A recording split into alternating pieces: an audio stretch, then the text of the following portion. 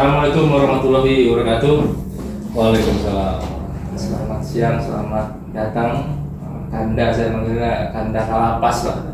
Di Podcast ini media kita informasi, bisa saja perizinan, ada hal-hal informasi yang tentang Waikanan khususnya kita undang di sini, dan hari ini saya datang Kanda saya. Selamat datang sekali lagi. Ini salah satu idol saya lah, saya melihatnya. Jadi kalau ada orang kesini mau pulang, mau bangun ke Waikanan, itu berarti sudah hal yang sangat positif untuk Waikanan. Saya tahun 2009 kan pulang ke Waikanan, orang datang tuh suasana langsung berubah lagi, lapas jadi berubah. Jadi sebelum masuk kan ini Karena bisa cerita dulu lah, masuk ke Waikanan sebelumnya di mana, terus kok bisa masuk ke Waikanan ini. Emang mau pulang kampung, kita mengusulkan apa memang sudahlah saya mau kalau untuk Waikanan gitu. Silakan dan ini saya garis besar nanti juga dijelaskan. Saya jelaskan sedikit nanti memandangkan Pak Sarmadi, AMD, IP, SHMH, dan luar biasa sekarang juga sedang sibuk-sibuk masih ngambil doktor juga ya. Luar biasa. Perairan Karangan 26 September 1979, Karangannya mau Waikanan juga. Silakan kan, mungkin untuk awal perkenalan dulu lah kita. Terima kasih kepada Pak Kadis atas undangannya. Nama saya Sarpani, AMD BSHMH. Kebetulan saya juga putra asli Waikanan yang berada di Kecamatan Bumi Agung. Orang tua ibu bapak saya pun saat ini masih di kampung. Saya setelah tamat SMA mengikuti pendidikan Akademi Ilmu Kemasyarakatan Kedinasan sama dengan Pak Kadis mungkin ya. Kami ada Akademi Ilmu Kemasyarakatan tahun 2004 lulus, lanjut S1-nya di Jakarta, di Universitas Jakarta. Tahun berikutnya kami ambil S2 kerjasama juga beasiswa di Universitas Pajajaran Ilmu Hukum, dan sekarang sedang mengikuti program S3 Doktoral Ilmu Hukum di Universitas Islam Negeri Intan, Bandar Lampung. Jadi sebelumnya itu pernah di Jakarta, setahu saya, di Cipinang, terus di Lampung Tengah. Pengalaman sudah muter-muter juga ya, akhirnya nularin ke Waikanan juga nih. Jadi pengen juga ikut maju Waikanan. Gimana? Kami setelah lulus dari akademi, alhamdulillah kami dapat lulus terbaik waktu itu. Jadi kami ditempatkan di Lapas Cipinang selama 11 tahun di sana. 5 tahun bekerja, kami diangkat jadi kepala seksi keamanan selama 3 tahun, terus pindah lagi di 2013 kami menjabat kepala seksi bimbingan kemasyarakatan bagian pembinaannya selama 2 tahun. 2015 kami dimutasi menjadi Kasubag Humas, bagian Humas dan Protokoler Direktorat Jenderal Pemasyarakatan di Jakarta juga. Selama 2 tahun di sana di Humas kita sering mendampingi liputan kegiatan pimpinan baik Bapak Direktur Jenderal Pemasyarakatan maupun kegiatan Pak Menteri, sehingga sudah keliling Indonesia juga waktu tugasnya itu ikut pimpinan selama 2 tahun. Setelah 2 tahun menjabat 2017 kami mendapat tugas menjadi Kepala Lapas Lampung Tengah pada usia 36 tahun. Waktu itu kami menjadi Kalapas di Lampung Tengah. Setelah 2 tahun di sana mungkin banyak hal-hal juga kita berbuat di sana. Kemudian naik eselon ke eselon 3-nya dipromosikan. Jadi Kalapas Waikanan ini dipromosikan Pak. Oh, dari Lampung Tengah sini, ya, tingkatannya mau promosi ya? Menjadi Kalapas Waikanan yang sudah 2 tahun diberi kesempatan mengabdi di kampung halaman. Kalau 2 tahun yang lalu mengabdinya di kampung istri, ini di kampung sendiri. Di sini sangat senang sekali karena memang sebelum menjadi Kalapas Waikanan, saya sering komunikasi dengan Pak Bupati, beliau kakanda saya, Mang Adipati, Raden Adipati Surya. Beliau support, ayo kita gabung di Waikanan, kita bangun sama-sama, ikut membangun perkembangan Waikanan. Jadi informasi juga dulu tuh pertama beberapa saat dari Pak Kanda Sarpadi ini nggak banyak yang dipuji langsung bupati. jadi bupati kalau orang melihat sukses di luar terus mau pulang ke Waikanan itu luar biasa. Tapi kalau udah sukses di itu baru ke Waikanan beda lagi. Jadi udah biasa di luar, udah sukses di luar, dia mau balik lagi untuk bangun Waikanan. Ini yang perlu diapresiasi. Jadi ada banyak perubahan sebenarnya, nanti ada beberapa foto perubahan yang banyak sekali. Karena saya dekat sana juga tinggal, jadi tahu benar perubahan. Oh, sentuhannya terasa sekali. Salah satu yang saya selain kegiatan-kegiatan di lapas itu ada juga pesantren yang masuk situ. Kalau nggak salah dimulai dari situ tuh pembinaan Pak Sarpadi ini luar biasa tuh. Itu menggandeng pesantren pesantren atau kita ciptakan dari dalam. Jadi mungkin secara garis besar kami jelaskan dulu bahwa apa sih lembaga pemasyarakatan. Oh iya, boleh sip itu. Jadi kalau di dalam sistem peradilan pidana itu namanya criminal justice system, yaitu peradilan pidana terpadu. Ketika orang itu melanggar hukum, kemana sih orang ini? Nah, ketika ada tahapannya, yang pertama adalah penyelidikan yang dilakukan oleh kepolisian. Ketika orang diduga melakukan tindak pidana, maka dia akan ditetapkan menjadi tersangka, ditangani oleh polisi. Di dalam KUHP itu dijelaskan tahapan-tahapannya. Setelah orang disidik, maka orang ini akan dituntut, dilimpahkan ke kejaksaan. Dilimpahkan di kejaksaan ini, tersangka ini akan dituntut hukumannya. Setelah dituntut, diajukan sidang pengadilan. Oleh pengadilan dia akan divonis. Setelah divonis, dia akan menjadi terpidana. Setelah menjadi terpidana, tersangka ini nanti dieksekusi oleh jaksa ke lapas. Jadi orang yang sudah dihukum tetapi belum dieksekusi oleh jaksa masuk lapas, dia belum bisa menjadi narapidana. Setelah masuk dalam lapas, maka statusnya berubah menjadi narapidana. Nah, ketika di dalam narapidana ini, sebagai kami adalah tempat akhir daripada pembinaan pelanggar hukum, itu adalah lembaga pemasyarakatan. Jadi pemasyarakatan, sistem pemasyarakatan itu adalah suatu tatanan mengenai arah, batas, serta cara pembinaan terhadap warga binaan pemasyarakatan yang dilakukan secara terpadu antara petugas, narapidana, dan masyarakat. Jadi kita ini harus bersinergi. Jadi bagaimana orang-orang yang berada di lapas ini mau dibuat kemana mereka dengan tujuan sistem pemasyarakatan itu diharapkan setelah menjalani pidana menjadi manusia yang Pancasilais, berguna, dan menjadi manusia yang aktif dalam pembangunan kembali ke masyarakat, menata masa depan. Kompleks sebenarnya. Ya. Bagaimana pembinaan itu sukses? Dibutuhkan 3 komponen. Yang pertama, petugasnya dibutuhkan yang berintegritas bisa menjadi pembina.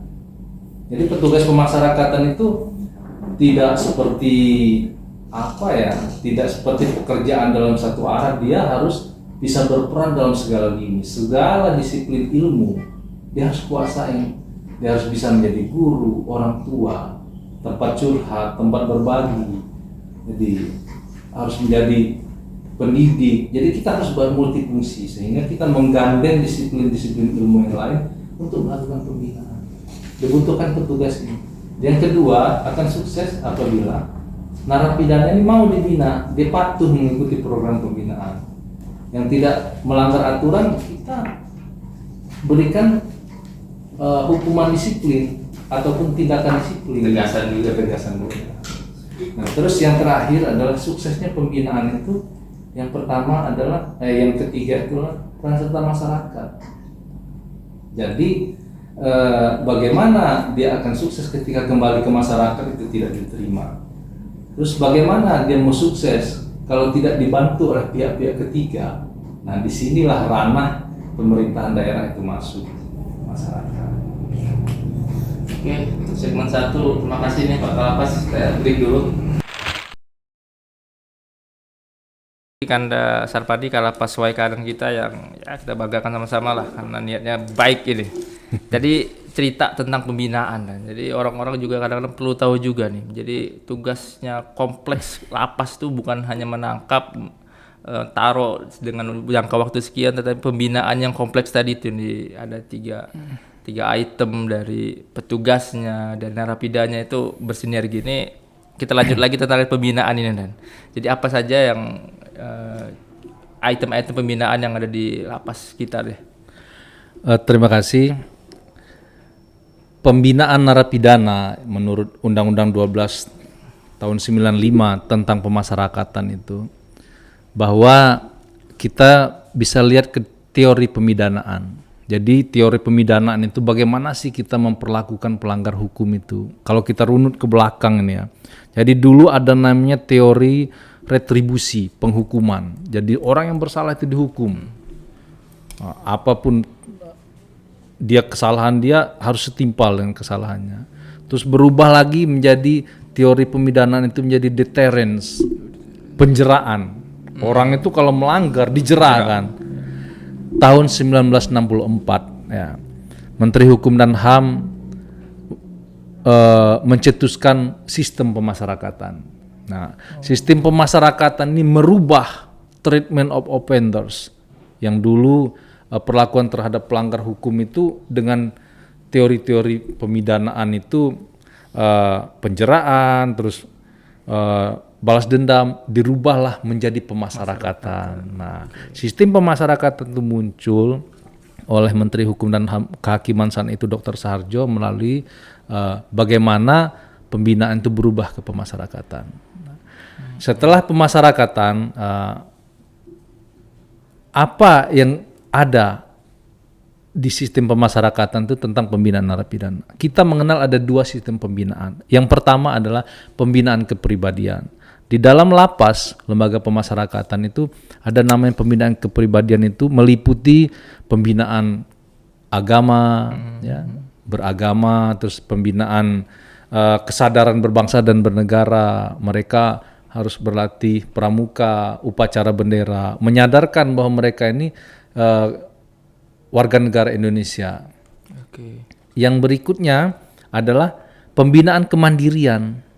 Pembinaan kemandirian ini adalah pembinaan yang dilakukan kepada warga binaan ini untuk menyiapkan bekal hidup dengan kita memberikan keterampilan ke mereka agar keterampilan ini setelah bebas bisa dipraktekkan, mereka bisa bekerja, punya kemampuan, punya keahlian, sehingga tidak mengulangi tindak pidana. Nah, ini yang kami lakukan di Lapas Wekanan. Jadi yang pertama psikologis, agama, kepribadiannya, lalu kita juga kasih pelatihan juga. Itu gandeng apa saja, dan jadi setahu saya ada yang waktu di Naker mesin jahit misalnya, atau ada yang ternak bebek, kalau jadi macam-macam ini. Jadi ya harus nomor satu itu pribadiannya kita jelaskan dulu bahwa dia akan kembali lagi ke masyarakat dan tidak mengulangi kesalahannya. Kalau di sana apa saja, dan kalau misalnya apa saja yang latih yang jadi siap? Kita kembali ke pembinaan kepribadian.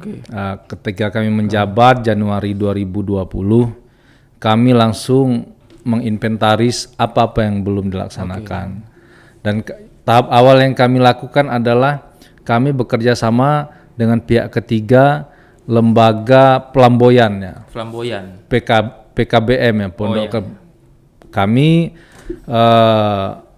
mensekolahkan warga binaan paket A, B, dan C. Ini gratis. Jadi kami buat MOU sehingga narapidana bisa bersekolah paket A sampai C di Lapas Wekanan.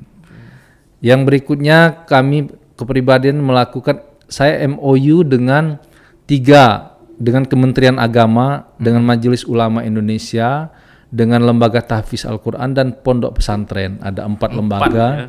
Kami MOU untuk saya membuat satu blok, saya kosongkan. Di blok C itu ada 10 kamar, saya kosongkan, saya seleksi menjadi percobaan, saya buat pondok pesantren yang isinya mencapai 100 sampai 120. Ini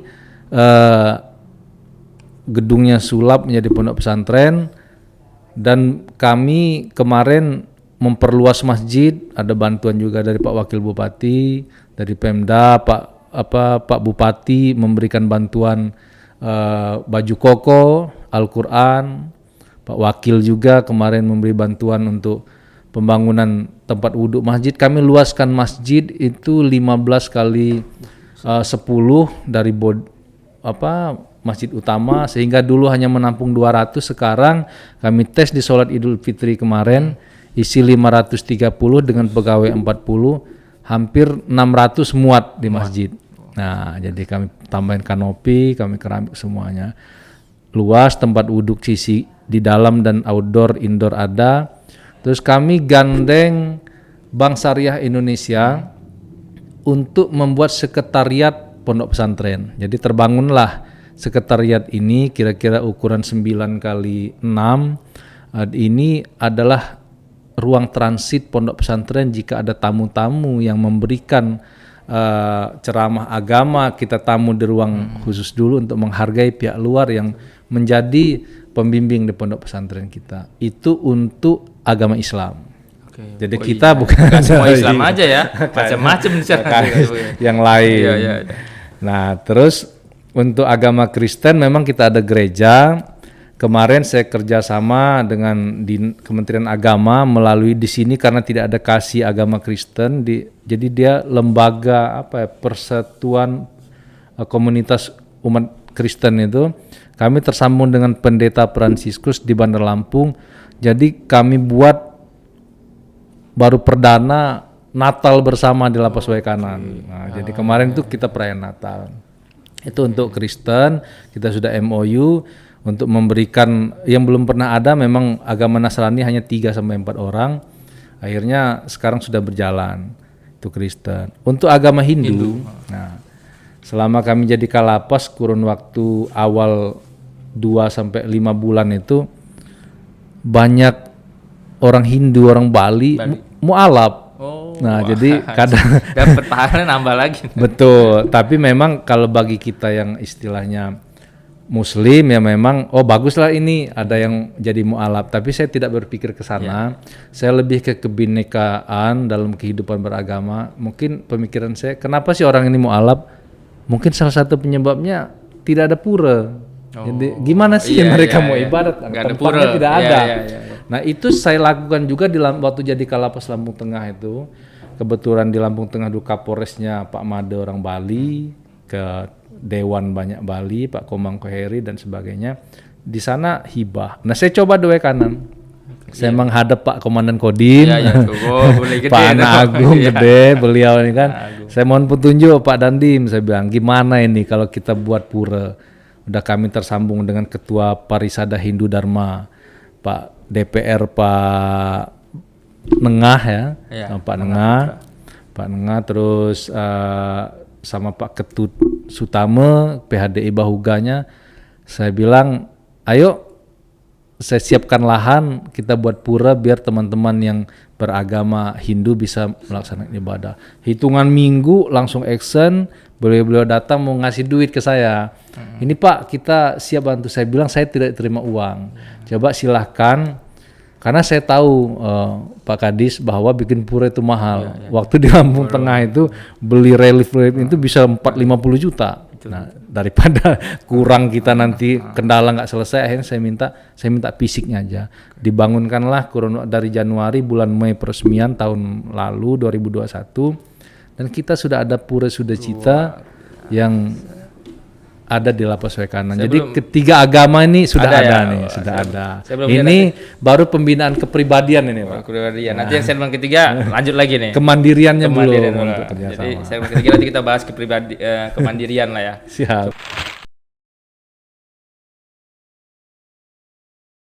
Lanjut lagi Pak, kata Kalapas ini kepribadian sudah masuk lah. Jadi kita udah punya 3 tempat ibadah sebenarnya. Jadi orang tahu juga nih, masjidnya sudah luas, tambah ada pura, sekarang ada gereja. Nah, sekarang itu kepribadian nih. Dan jadi setelah ini juga masuk lagi lebih jelas, belum selesai nih, baru agama dan sanksi tegas nih. Yang ketiga mungkin ceritakan juga lah. Jadi ada bagaimana pelatihan di sana atau sanksinya seperti apa tuh? Kalau melanggar seperti apa tuh? Silakan Pak. Terima kasih. Pembinaan yang saya sampaikan dari awal ada 2, yang kepribadian yang agama dan upacara itu. Dan kepribadian itu kami ulang, kami ada klinik Pancasila untuk memberikan yang dibimbing dari Intel Kodim, dari BIN. yang Wawasan itu Pancasila ya? Iya, Oke. karena di dalam juga ada narapidana teroris satu. Oke, ada juga. Yang berikutnya adalah kemandirian. Kemandirian inilah bagaimana lapas memberikan pembinaan untuk bekal mereka ketika bebas. Di lapas Waikanan saya itu sangat tersanjung sekali ya, melalui Pak Bupati dan kadis-kadis, semua kepala dinas berperan di lapas. Nah, kami mengadakan pelatihan-pelatihan banyak sekali yang dilakukan oleh pemerintahan daerah. Kami beberapa punya sarana saya udah membuat 2 kolam renang besar, kolam ikan besar yang kerjasama dengan Dinas Perikanan. Kemarin Pak Kadarsa memberikan pelatihan. Jadi sarana asimilasi ini kita ada peternakan ikan lele, terus peternakan ikan lele, terus Bebek ada juga kalau salah ya. ada juga bebek. Ya, Nah, kita buat ada sarana asimilasi bebek, lahannya luas, kebetulan lapas ini lahannya luas sekali. Terus kita juga sudah kerjasama las dan karbit, pengelasan itu, dan kita ada laundry di dalam lapas. Kemarin juga waktu Pak Kadis masih Kadis Naker, jadi Pak Ari Antoni ini dulu Kadis Naker menghibahkan mesin jahit pula, nambah-nambahin kenang-kenangan dari beliau. Terus pembinaan pertanian, kita ada perkebunan jagung. Sekarang ini sudah berbunga. Ini di bawah bimbingan dinas-dinas terkait di Pemda Waikanan. Jadi selalu laporan perkembangan saya laporkan ke pimpinan, selalu sampaikan ke Pak Bupati.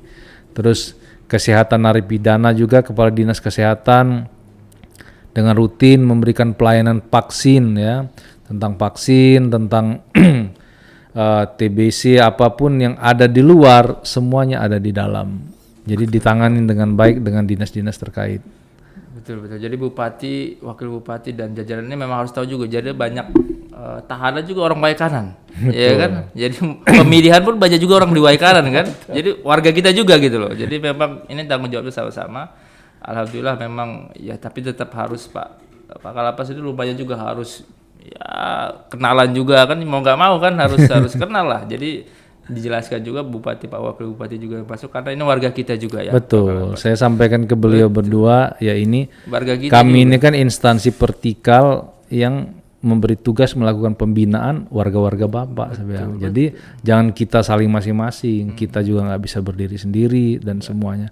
Dan dinas-dinas juga banyak membantu, udah berpuluhan mesin apa sih air itu pump ya. Nah, mesin buat air di lapas itu dibantu dari dinas PU. Jadi saya sangat mengucapkan terima kasih sekali kepada Bupati dan jajaran karena memang lapas Waikanan ini sangat peduli, sampai bantuan-bantuan untuk perlengkapan ibadah semua pun sangat peduli Pak Bupati. Ini luar biasa sekali. Itu beres lah, kalau pribadian udah lengkap lah. Cuman sekarang yang segmen yang pengen saya kenal juga sanksi. Jadi kalau yang melanggar, kayaknya nggak akan semua namanya itu kan pasti ada yang berusaha untuk hilang atau seperti apa, atau gimana tuh bina yang kalau ada yang sanksi seperti apa, tegasnya seperti apa? Jadi apa ya, membina di lembaga pemasyarakatan ini kita mungkin kalau polisi menjadi polisi ya anggota bersalah diberi sanksi ya hanya dengan anggotanya. Begitu juga yang lain. Kalau lapas kita menjaga anggota kita, menjaga narapidana di dalam, menjaga keluarganya juga. Nah, jadi kan permasalahan bisa muncul dari satu sisi dan bisa meledak jika penanganan pelayanan kita ada kendalanya. Jadi kami awal menjabat ya tidak membandingkan, tapi memang banyak sekali permasalahan-permasalahan narkoba di dalam lapas. Ini luar biasa, mungkin masyarakat Waikanan tahu. Saya rapatkan jajaran tim, saya komunikasi dengan Kasat Narkoba, dengan Pak Kapolres, Pak Binsar Manurung, dengan kasat-kasat. Seperti apa sih kita mau apakan? Saya minta data, saya bilang. Siapa yang masih mengendalikan narkoba yang berada dalam lapas, kita pindah. Akhirnya kemarin itu ada lebih 70-an warga binaan yang orang Waikanan, saya lukir pindah ke Metro dan Kota Bumi serta Raja Basa, sehingga mengurangi peredaran. Begitu juga kita ada banyak pengungkapan yang melibatkan narapidana dan semua sudah dipidana. Kemarin putus 9 tahun, setelah diputus semua sudah kita pindahkan dari Wekanan dengan harapan mereka bisa mengikuti pembinaan lebih baik lagi. Begitu juga dengan dalam undang-undang ini untuk pelanggaran narapidana itu kita di Undang-Undang Pemasyarakatan pasal 47 itu memang jelas dia diberikan hukuman disiplin, napi yang melanggar itu jelas diberi hukuman disiplin, di sel strap 1 kali 6 hari dan diperpanjang, dicabut hak-haknya untuk memperoleh remisi dan bebas bersyarat. Jadi memang kalau melanggar itu kita sudah resikonya ada ya, betul ada ketentuan. Tapi tidak dengan napi saja Pak Kadis. Sama pegawai pun sama. Oke, ya.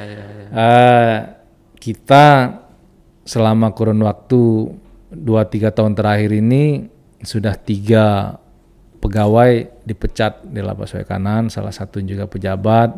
Ya karena itu kita sudah ingatkan, sudah sampaikan untuk tidak bermain-main dengan narkoba, tetapi namanya orang, ada yang masih bisa kita bina dan tidak.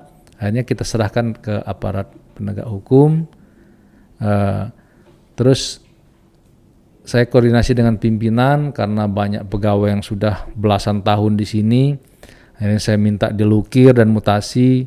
Selama kami memimpin ini mungkin sudah 20 pegawai keluar dari Lapas Wekanan dan mencari suasana baru di Lapas Rutan. Bagi yang memang terindikasi ada yang melanggar, ya kita pindahkan ke unit-unit yang tidak berhubungan dengan narapidana dan tahanan. Jadi mudah-mudahan bisa lebih baik. Jadi kita tegas bahwa Menteri Hukum dan HAM Profesor Yasona Lauli, Bapak Dirjen Pemasyarakatan, Irjen Pol Reinhard Silitonga, Bapak Sekjen, Komjen Pol Anda Budi Repanto tegas zero tolerance terhadap penyimpangan. Jadi siapa yang bermain-main ya sanksi tegas. Zero tolerance penyimpangan termasuk adanya pungli terhadap hak-hak narapidana. Jadi ada tadi strategi-strategi yang sebenarnya memang sekarang sudah inovasi, strategi harus dipindahkan biar tidak ada nyambung lagi, ya luar biasa lah. Tapi memang harus secara nasional memang Menkumham sudah menata sekali ini, concern sekali untuk lapas-lapas di Indonesia. Karena memang kalau narkoba ini bukan cuma di satu instansi, semua lini sudah memasuki. Makanya Kepala BNN juga, Kapolres kita bareng-bareng nih. Keroyokan nggak bisa ini. Kita nggak bisa dengan ego sektoral masing-masing. Ada pengungkapan apa-apa ya kita jelaskan. Jadi pada akhirnya kami mengucapkan terima kasih dukungan dari Pemda Wekanan, Pak Bupati dan jajaran, kadis-kadisnya serta pihak kepolisian, kejaksaan, BNN. Kita bekerja dan sekarang ini lagi ajek-ajeknya, lagi enak-enaknya bekerja, timnya yang asik-asik, hebat-hebat. Kita sama-sama untuk menjadikan Indonesia ini bersinar. Mantap. Itu positif statement dari Pak Kanda Kalapas kita. Terima kasih sekali lagi. Mungkin nanti kita tularkan terus ke Prokopimda yang lain, teman-teman yang lain. Ini keroyokan. Jadi kita ini kalau untuk masyarakat maju, Wekanan maju, kita keroyok sama-sama lah. Mana yang kita kurang, kita benahin di situ. Sekali lagi terima kasih Kanda Kalapas atas waktunya. Mungkin informasi ini bisa untuk media kita juga ke masyarakat. Oke, itu assalamualaikum warahmatullahi wabarakatuh.